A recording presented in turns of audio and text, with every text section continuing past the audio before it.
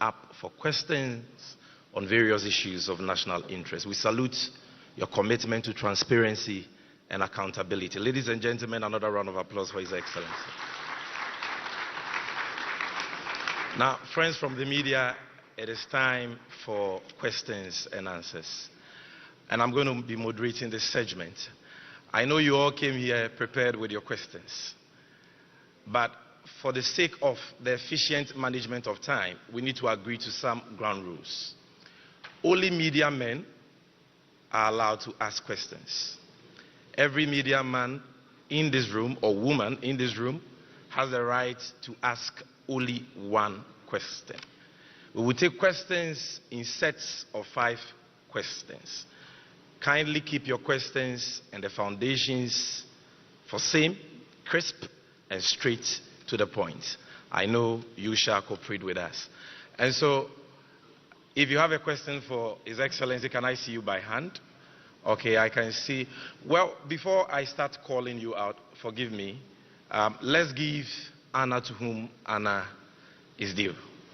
I know we have the GJ here, represented by the executives and led by their president. So, Mr. President, I'll give you the first bite. And then, so you can be at your position. A microphone will be brought to you there, and then you ask your question from. But because he's the GGA president, we'll give him the opportunity to ask 2 questions.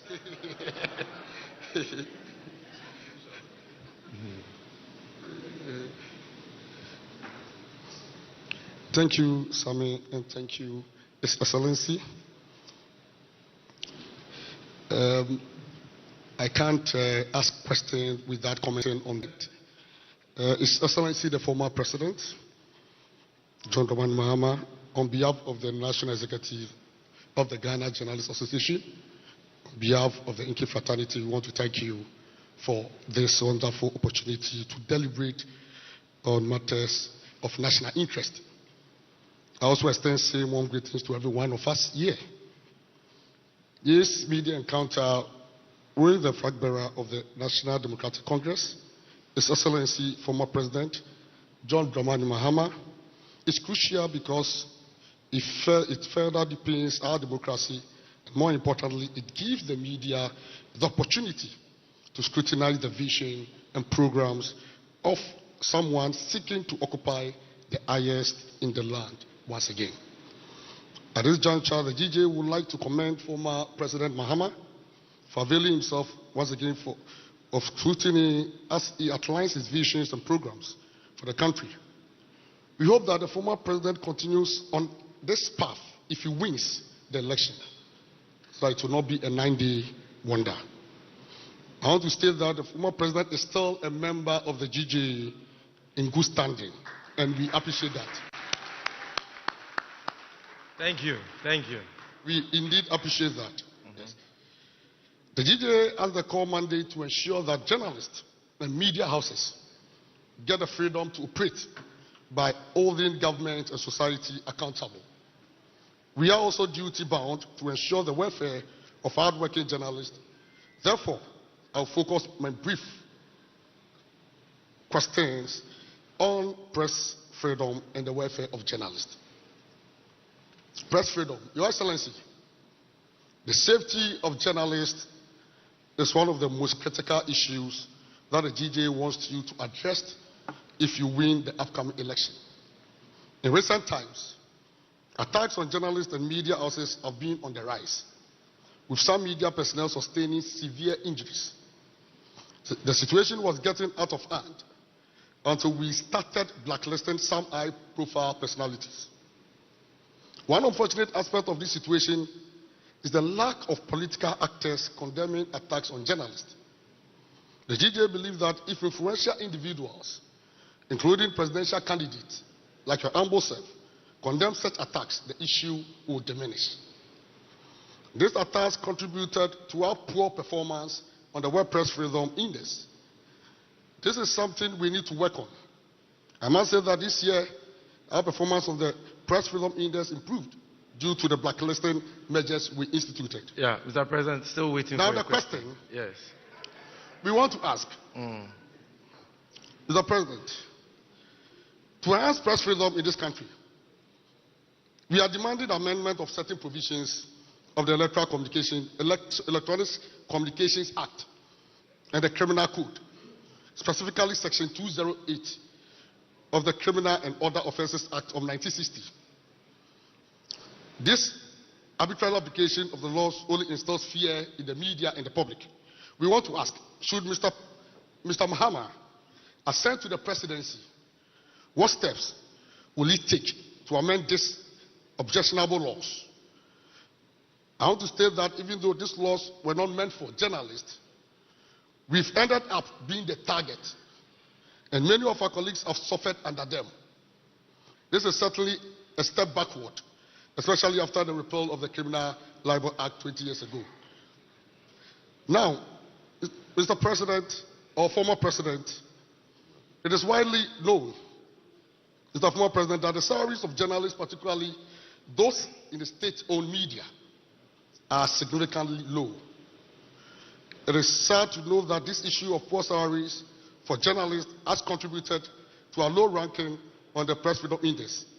If the NDC flag bearer becomes president, what will his government do about the low salaries of journalists working in especially the Thank you media? very much, Mr. President, for these brilliant questions. Yes, I will take the next question from, I see Simon of Accra Times. Yes, can you bring the microphone here? Yes. Oh, thank you. Is it on? Hello. Thank you very much.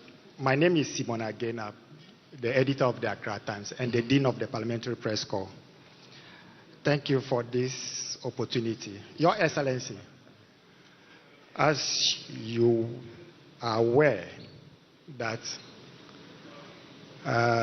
the depreciation of the cedi is affecting businesses in this country. Please, I would like to know from you, how are you going to stabilize the exchange rate? Thank you very much. Thank you very much. Next question. I will go here. Komala Kluche. Middle lane, Komala Kluche. Please kindly speak into the mic.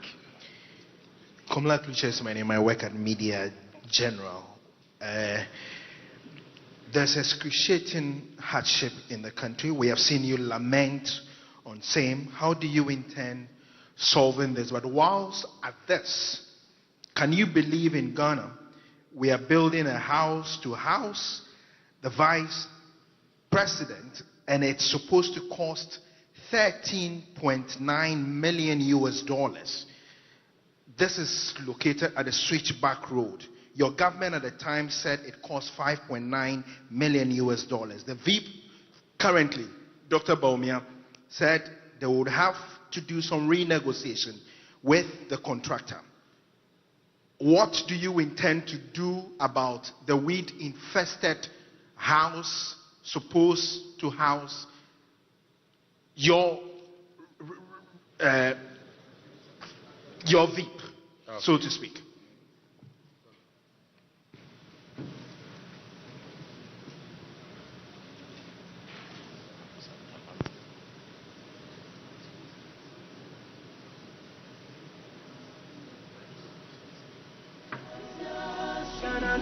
Thank you very much, Komala. Kafwide, I'll give you the...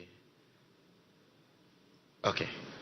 Thank you very much. I've seen you, so relax. Yeah, Kafwide, GTV. Mr. President, if you watch GTV tomorrow morning, you will see a bottle of orange water on my desk. It's not juice. It's from the river. I personally fetched that water. Galamsey is ravaging our environment. It's polluting our waters. It's destroying the farms. You were talking about agriculture and the fact that if we don't have food to eat, everything will be meaningless. I want to know what your plan is to deal with illegal mining, aka Galamsey. Thank you for your question.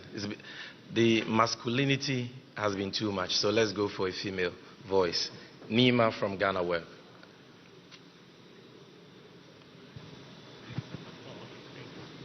Thank you so much for the opportunity.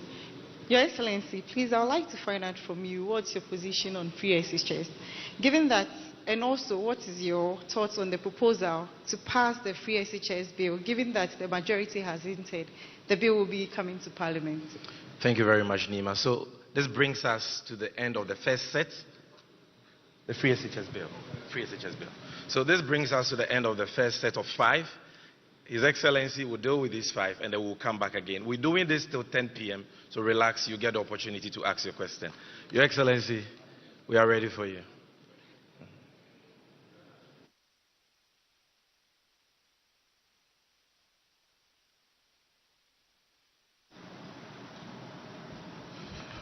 Thank you very much, Mr. President, for your questions and also your commendation. This will not be a 9-day wonder. Everybody knows that when I was president, I held media encounters, every year of my presidency. It's not been the same under this government. They've run away from the searing accountability to the media. We all know that Chapter 12 of our Constitution is on press freedom. And it has been one of the most progressive constitutions that any African country can have, because it gives wide-ranging freedoms to the media to be able to do its work, and principally to carry out their role as the watchdogs of the people, not as the guard dogs of government. Some of us have abdicated that role, and instead of being the watchdogs of the people, we have been the guard dogs of government, savaging people who question, and so we must take note of that. Safety of journalists is important, and I must say that in this last administration, journalists have felt more afraid, they have felt more cowed. Many journalists have been harassed, they have been forced to flee the country. I remember a journalist had to run to South Africa and stay there for some time to let things cool off before he returned. Another journalist in the Upper East region who questioned some issues to do with illegal mining also had to run away from the region for fear that he was going to be assaulted or harmed. I remember Ahmed Swali and his murder, assassination, which up till today, government does not seem to have the political will to let the investigations go forward and bring the people who did this to justice. As long as these people are not brought to justice, the possibility exists that they can do something similar in the future. And so these are things that we take seriously. And my track record when I was president is there for everybody to see, that because I'm a colleague of yours, my training is in the media, and so I can empathize with the work you do. And so definitely you can be sure that as president, I'm not going to condone or conspire to harass journalists, the work that the Constitution has mandated them to do. We're willing to sit with you and look at any laws that are in contradiction with the Constitution. The Constitution is the overarching law of our country. And so if there are any laws that are punitive and constrain the media from doing it, there are laws that we can look at and we can amend if necessary. The low salaries are not only the state-owned media, they are even worse in the private media. It's in the private media. And so it's something that we need to attend to. The thing about media people, but in the meantime, if you remember, we set up a media development fund. There were a few challenges at the time, and so we put it in abeyance for the meantime. But I think there is something that we can look at again. Set up a media development fund. Government puts seed money into it. It was meant to improve training of journalists. It was meant to attend to welfare of journalists and so on and so forth. And so it's something that we are willing to reactivate. And together with the GJA and all the other media umbrella groups, we'll sit down and see how this media development fund can inure to the benefit of people in the media space. And so those are all things that we are willing to look at. The other question was... So on the exchange rates. Yeah, on the exchange rates. The immediate issue with the exchange rate and the economy is that the best signal Ghanaians can send to both domestic and international investors is that we're ready to change the current trajectory on which we are. I think that if we hold a successful election, we demonstrate to the world and our people that we are willing to change this trajectory on which we are, that is leading us further into the abyss. It will restore confidence in the economy. That in itself will send a signal that stabilizes the foreign exchange. Currently, nobody has hope in where we're going. And so people are hedging because of the value of the cedi. People are hedging for other foreign currencies. And when it happens like that, then it puts further pressure on the currency. And so we would instill fiscal discipline, because eventually the main driver of the economy is fiscal discipline and fiscal consolidation. And so if you only want to ramp up revenues, but you're not, then you have a situation where your budget deficit is out of kilter. And as you know, we had a budget deficit that went as high as 15% of GDP. And unless we instill fiscal discipline, we'll continue to have a situation where it's like a household budget. You cannot spend more than you earn. And that is what this government has been, spending more money than they earn, than they can afford to pay. And that is what has, created the situation.